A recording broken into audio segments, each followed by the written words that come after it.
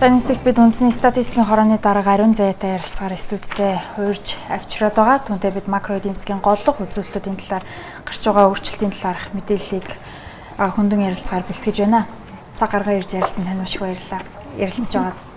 За Монгол улсын хувьд бол оны эхний 10 сарын байдлаарх статистикийн үзүүлэлтүүд гарсан маа шүү дээ. За ингээд хөтөлмөрийн зах зээлийн үзүүлэлтүүдийг хараад үзэх юм бол нийтдээ бүртгэлтэй ажилгүй иргэдийн хувьд бол өмнөх оны мууээс 19.6% буурсан гэсэн тоо мэдээллийг үндэсний статистикийн хороо танилцуулж байсан байгаа. Тэгэхээр ерөнхийдөө Монгол улсын хувьд бол хөтөлмөрийн зах зээл ажиллах хүчнийхаа тоо болон за энэ ажилгүй иргэдийнхаа тоо ажилгүйдлийн түвшний үзүүлэлтэд гаргаж байгаа тэр тооцоол нь одоо хэрхэн яаж өөрчлөгдөж байгаа юм бол ер нь яг өнөөдрийн байдлаар одоо нийгмийн хүчин зүйл талаас авч үзвэл ямар өөрчлөлт харагдаж байна вэ?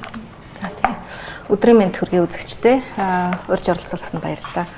Манай үндэсний статистикийн хорооноос сар бүр тухайн одоо нийгмийн эдийн засгийн үзүүлэлтүүдийг танилцуулдаг байгаа. Тэгээ 11 сарын 15-нд 2019 оны эхний 10 сарын байдлаар нийгмийн эдийн засгийн үзүүлэлтүүдийг танилцуулсны дотор ажиллах хүчний судалгаа нэг үзүүлэлт болсон байгаа.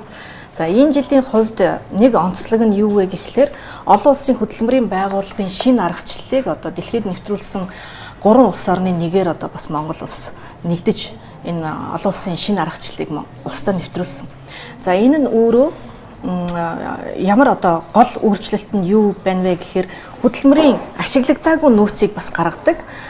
Мөн түнчлэн 65 насаар одоо ажиллагчдыг хязгаарлахгүй 15 ба түүнээс дээш гээд бүх одоо насны хүн амыг авч үзэж байгаагаар хүн хэдийгээр тэтгэврийн насанд хүрсэн ч гэсэн эдийн засагт оролцоотой бас одоо үйл ажиллагаа явуулдаг учраас одоо энэ бол бас ажиллах хүчинд орно гэсэн ийм үзүүлэлт байгаа. За бүртгэлтэй ажилгүй иргэд нь бол өөрөө бас тусгайлсан ажилгүй иргэдийг илэрхийлэх нийт одоо үзүүлэлт биш шүү дээ. Бүртгэлтэй ажилгүй иргэд бол тухайн одоо хөтөлмөр эрхлэлтийн байгууллагт ажил хайж бүртгүүлсэн иргэдийг бас хэлдэг байгаа тийм ээ. За манай Монгол улсад 3.2 сая хүн амтай. За хөтөлмөрийн насны хүн ам бол 2.1 сая байгаа. За 2.1 сая хүнээс ажиллах хүч бол 1 сая 280 мянга гаруй хүн байгаа.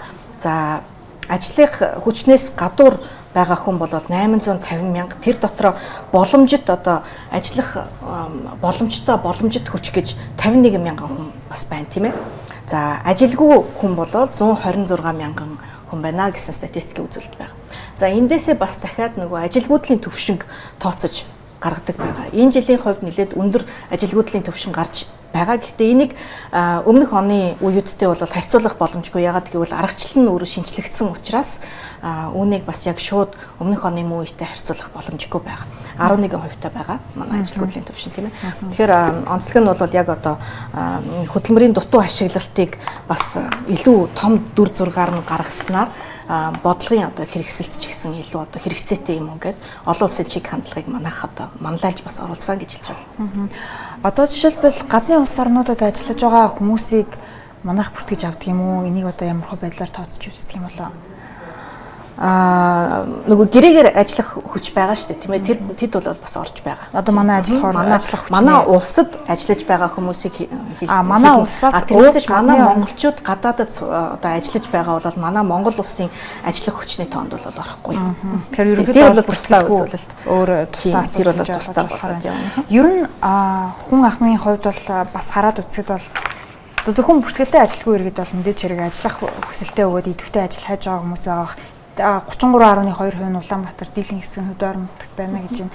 За Улаанбаатар хотын хувьд бол агаарын бохирдолч гэдэг юм уу одоо маш олон нийгэм орчны хүчин зүйлсээс хамаарат хүн амын хит үйлрэл үүсэж байгаагаас хамаарат орчны бохирдлыг үүсэж байгаа үнийн цаад шалтгаан нь бол хөдөө орон нутагт ажил эрхлэл тутмаг байгаатай холбоотой хүмүүс хот руу шилжиж байгаатай холбоотой гэж олон улсын байгууллагууд бас ээлж дарааллын судалгааны дүнгээ танилцуулж байна л да. Энэ тал дээр та ер нь ямар хөө бодолтой байна? Хөдөө байгаа ажил эрхлэлтийг нэмэгдүүлэхийн тулд ер нь яг нийгмийн хүчин зүйл талаас ч юм уу юу хийвэл илүү оновчтой юм болоо? Дэлгүй яг уу манай хотын төвлөрөл бас хэрхэн яаж сармэгжих вэ гэдэг дээр бол мэдээж ажлын байрыг одоо орон нутагт нэмэгдүүлэх гэдэг нь бол бодлогын зөвлөмж альж байгууллага дотоодч бай, гадаадч бай судлаачид бол хэлдэг байгаа. Тэгээ манай одоо бүртгэлтэй ажилгүй иргэдийг онцолж авч үзэх юм бол ойролцоо нэг 56% нь 15-аас 34 насны залуучууд байдаг тийм ээ. Зөвхөн бүртгэлтэй залуучуудыг авч үзэхэд. Тэгээд бусад улс орнуудад жишээлбэл ажилгүй иргэдийн тоонд нь илүү одоо боловсролын төвшнөр арай доогуур хүмүүс байдаг бол манай Монгол улсын онцлог нь боловсролын төвшин бас өндөр дээд боловсролтой хүмүүс ажилгүйдийн игнэнд байдаг нь бас нэг манай улсын онцлог байдаг. Тэгэхээр яадчгүй одоо манай улс орны хөгжлийн нэг гарц нь бол хөдөлмөрийг дэмжих тийм ээ шинэ ажлын байруудыг доктортой бий болгоход бол нэлээд одоо тийм зөвлөмжүүд гардаг байгаа. Онцлог асуудал бол мөнөөс мөн. Ашигт малтмал газрын засгийн газраас нэг тоог танилцуулсан байна л да. Уулуурхаан салбарт 56600 гаруй хүн ажиллаж байна гэсэн юм тоо гаргасан байна. Ер нь бас энэ дундаа бас нийт ажиллагчдын хувьд бол 80 орчим хувь 40-с доош насныхан буюу за харцангуй залуу хүмүүс байна гэсэн юм судалгаа гаргасан байна л да. Ер нь яг уулуурхаан салбар яг Монголын эдийн засгийн гол салбар гэдэг утгаараа яг хөдөлмөрийн зах зээл дээр үзүүлж байгаа одоо нөлөө юу байх вэ? Яг ямар нөлөө үзүүлж байна? Мэдээж уулуурхаан салбарт ажиллаж байгаа ажиллагчдын хувь бол нийт ажиллагчдад эзлэх хувь нь бол бага. Гэхдээ тоон хэмжээгээрээ нөгөө авж байгаа цалингийнхаа хувьд бол өндөр учраас нэлээдгүй бас өндөр оролцоотой байдаг. За манай одоо яг хөдөлмөрийн зах зээлийн албан ёсны хөдөлмөрийг гаргадаг нэг статистикийн үзүүлэлт бол өөрөө дундаж цалингийн үзүүлэлт шүү дээ. Дундаж цалингийн үзүүлэлт. За дундаж цалингийн үзүүлэлт маань өөрөө тухайн нийгмийн даатгалын ерөнхий газрын одоо нийгмийн даатгал шимтгэлийн төлөлтийн тайлангаас одоо шууд гардаг. Манай улсад нэг 650 мянга 700 мянган одоо ажиллагчид яг албан ёсоор хөдөлмөр эрхэлж явж байгаа. За түүний дийлэнх нь бол мэдээж нөгөө худалдааны салбар бас үйлчилгээний салбарт ажилладаг хүмүүс байдаг. Уулуурхаан салбартай холбоотой засгийн газрын ч юм уу те аливаа нэгэн шийдвэр яг ажиллах хүчний үзүүлэлтүүд нь шууд нөлөө үзүүлдэг юм болов уу? Та бүхэн энийг судалдаг юм болов уу? Ажиллах хүчний судалгаанд гэхээс илүүтэй дотоодын нийт бүтээгдэхүүнд ямар нөлөө үзүүлж гэнэ үү гэдэг талаас нь ярьсан зөв байх л да тийм ээ. Илүү томоор харах юм бол мэдээж дотоодын нийт бүтээгдэхүүнд эзлэх хувь нь өөрөө хэрхэн хорсон өөрчлөгдөж байдаг вэ гэд. Тэгээ манай сая 11 сарын 15-ны хэвлэлийн хуралд бид бас эдийн засгийн өсөлтийн эхний одоо 9 сарын 3 дугаар улирлын байдлаарх эдийн засгийн өсөлтийг зарласан байгаа. За 2019 оны эхний 9 сар буюу одоо 3 дугаар улирлын эдийн засгийн өсөлт нь 6.3% гарсан. Хувийн өсөлттэй одоо 6.3% өсөлттэй гарсан байна. Энэ бол одоо өмнөх оны мөн үеэс сармагчсан, өмнөх улирлуудаас бас сармагчсан үзүүлэлт байгаа. Тодорхой одоо өсөлт байна уу байна. Тэгээ энэ бол бас л төр засгийн бодлого шийдвэрүүдтэй харьцангуй бас уялдаатай гарч ирж байгаа. Салбаруудаар нь авч үзэх юм бол энэхүү өсөлтөд гол нь нөлөөлсөн салбарууд гэх юм бол аж үйлдвэр барилгын салбарын өсөлт нь өмнөх оны мөн үетэй харьцуулахад 0.6 пунктээр одоо буурсан юм үзүүлэлт байна тийм ээ. Харин хөдөө аж ахуйн салбарыг бол бас өмнөх оны мөн үетэйгээ одоо өсөлттэй харьцуулахад 0.9 пунктээр буурсан бас үзүүлэлт байна тийм ээ. Тэгэхээр энэ маань өөрөө эргээд нийтлэг одоо бас бодлогоодтай ч гэсэн холбоотой. Жишээлбэл манай Монгол улс өмнөх оны зүгээр нэг онцлож хэлэх ёстой статистик нь өөрөө юу вэ гэхээр нэг махны лаазалсан хөдөө аж ахуйн бараа бүтээгдэхүүний талаар их онцлох хэрэгтэй байна. Жишээлбэл аж үйлдвэрийн боловсруулах үйлдвэрийн салбарт хамгийн өндөр өсөлт үзүүлсэн бүтээгдэхүүн бол одоо утсан шансан мах ба. За энэ бол өмнөх оны мөн үеэс 68.8 дахин нэмэгдсэн тийм ээ. Одоо үйлдвэрлэл нь бол нэмэгдсэн. Экспортын мэдээнээс авч үзэхэд экспортын мэдээн дээр лаазалсан махан бүтээгдэхүүний экспорт онцгой нэмэгдсэн. За 2017 онд өмнөх оноос 6.5 дахин одоо бит хэмжээгээр нэмэгдсэн. 18 онд өмнөх оны мөн үеэс 10.3 дахин нэмэгдсэн гэх мэтчлэн ингээд махан бүтээгдэхүүний борлуулалт, боловсруулалт, экспорт өөрөө нэмэгдсэн. Гэтэл энэ маань өөрөө эргээд манай махны үн болоод инфляцид хэрхэн ямар нөлөө үзүүлсэн бэ бид бүгд мэдж байгаа тийм ээ. Тэгэд энэ маань өөрөө эргээд тухайн одоо яцч бодлогоцтой холбоотой эргээд экспортод хориг тавиад ч юм уу ингээд жоохон хязгаарлаад ихэхлээр манай эдийн засгийн өсөлтөд ч гэсэн үзүүлсэн нөлөөнүүд нь бол ингээд энэ статистикийн үзүүлэлтүүдээс бас харагдаж байна гэж үзэж байна. Тэгэхээр 3 дугаар улирлын судалгаагаар нэг өрхийн сарын дундаж мөнгө орлого 17.6% өссөн гэж байна л да. Үүнд нөлөөсөн хүчин зүйл юу юм бэ? За өрхийн орлого зарлагын хувьд бол бид бодит өсөлтүүдийг бас ярих хэрэгтэй тийм ээ. Инфляцийн нөлөөллийг арилгаад бодит өсөлтийг авч үзэх юм бол манай өрхийн нийгмийн эдийн засгийн судалгаагаар эхний одоо энэ 3 дугаар улирлын байдлаар нэг өрхийн сарын дундаж мөнгөн орлого 1.3 сая гэдэг нь өмнөх оны мөн үеэсээ үнийн нөлөөллийг арилгахлаар нэг 8% өсөлт байгаа. Мөн адилхан өрхийн зарлага нь харин ч эсрэгээр одоо орлогоосоо банк давсан үзүүлэлттэй байдаг. Адилхан одоо 1.3 сая. Зарлага бол одоо бодит өсөлт нь бас нэг 8.1%-аар өссөн юм үзүүлэлт байна. Тэгээд бид бол одоо юу гэдгийг өрхийн орлого зарлагыг зөвхөн дунджаар нь зарлдаггүй. Өсөлтөд юу нөлөөлсөн бэ гэхлээр энэ өрхүүдийн бүлэглэлтийг нь бас дотор нь харах ёстой тийм ээ. Мөнгөн дүнгээр бүлэглэлүүдийг бас харах ёстой. Тэгээд хоёулаа хэрэгцээ слайдуудыг бас бэлдэж ирсэн байгаа учраас энэ дээр өмнөх оны мөн үетэйгээ харьцуулъя орлогын тийм ээ. За 300 мянган төгрөг хүртэл мөнгөн орлоготой өрхүүд бол манай Монгол улсад 2019 оны байдлаар 912 мянган өрх байгаа. 912 мянган өрхийн 42 мянган өрх бол 300 мянган төгрөг хүртэлх өрхийн 1 сарын мөнгө орлоготой гэсэн үг. За ингээд дээшээ 300-аас 500 мянган төгрөгийн өрхийн орлоготой өрхүүд 13%, 500-аас 700 мянга 12.1%, 700-аас 900 мянга 12.9%, 900-аас 1 сая 1.1 сая төгрөгийн орлоготой 10.9% одоо өрхүүд байна тийм ээ. Одоо нийт өрхүүдийн 10.9%-ийг эзлэж байна. За эдгээр одоо бүлгүүдийн эзлэх хувь нь өмнөх оны мөн үетэй харьцуулахад буурсан үзүүлэлтүүд байна. Энэ юутай холбоотой юм бэ? Энэ нь бол өөрөө эргээд арай илүү дэталийн шатлал руугаа агсантай бас холбоотой. Цаашаага одоо энэ 1.1 саяас 1.6 сая төгрөгийн орлоготой өрхүүд 21.2%-ийг эзлэж байна тийм ээ. Энэ бол 193 мянган өрх байна. Өмнөх оны мөн үед бол нийт өрхүүдийн 19.5%-ийг эзлэдэг байсан. Энэ бол 21.2% болж өсөн нэмэгдсэн байна. За 1.6 саяас 2.1 сая төгрөгийн мөнгөн орлоготой өрхүүдийн эзлэх хувь нь 12.5 байна. Өмнөх оны мөн үед бол нийт өрхүүдийн 7.7%-ийг эзлэдэг байсан. Харин 2.1 сая төгрөгөөс дээш мөнгөн орлоготой өрхүүдийн эзлэх хувь нь 12.8 буюу нийт 116 мянган өрх байна тийм ээ. Энэ эзлэх хувь нь өмнөх оны мөн үед бол 9.3 байсан. Ингээхээр бага орлоготой өрхүүдийн эзлэх хувь нь тодорхой хэмжээнд буурч өндөр орлоготой өрхүүдийн эзлэх хувь нь тодорхой хэмжээнд нэмэгдснээр энэ нь бол эргээд дундаж үзүүлэлтэд одоо өссөнд нь тодорхой хэмжээний нөлөөлөл үзүүлсэн байна гэсэн үг тийм ээ.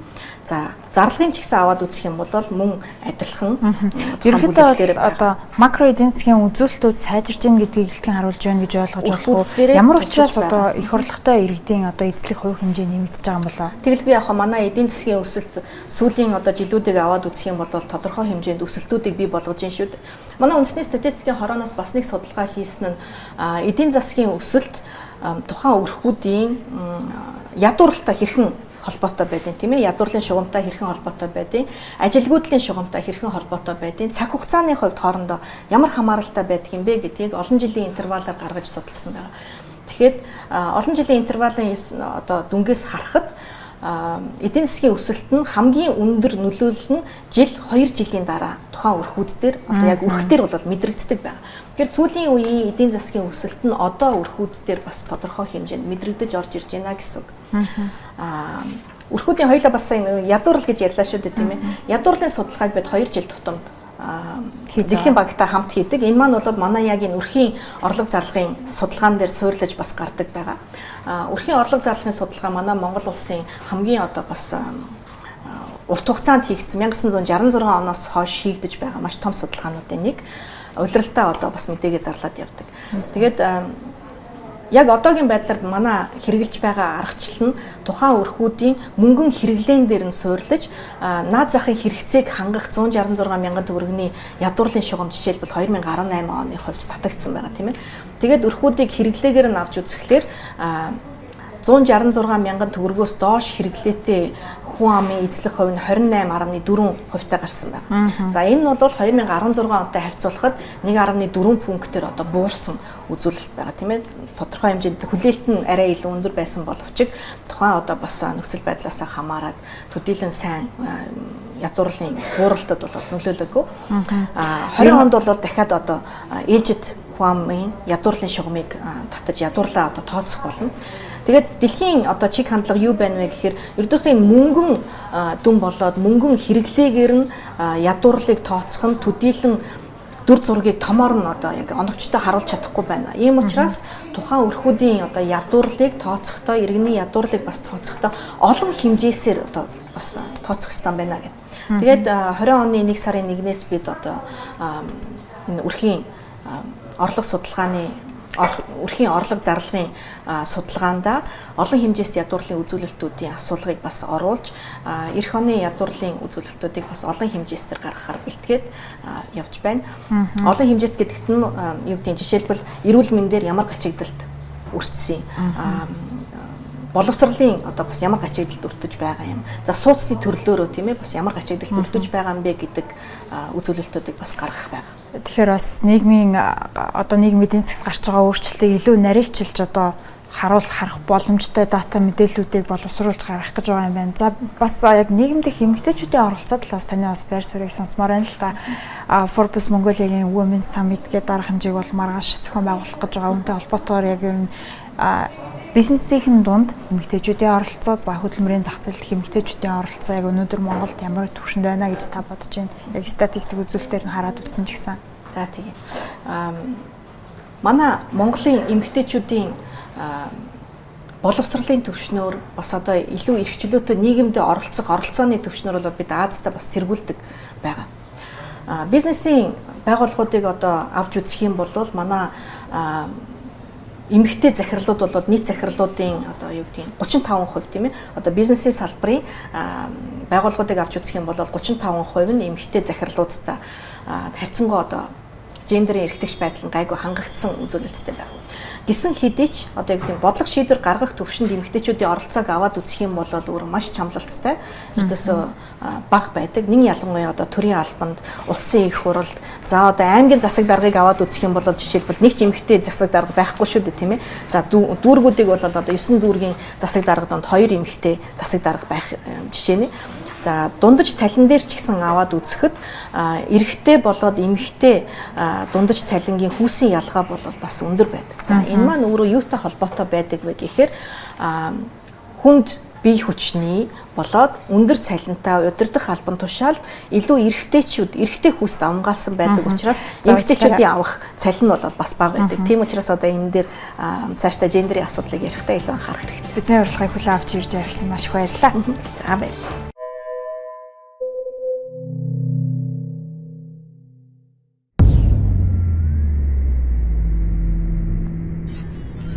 Инновац 2050 зөвхөн Bloomberg телевизээр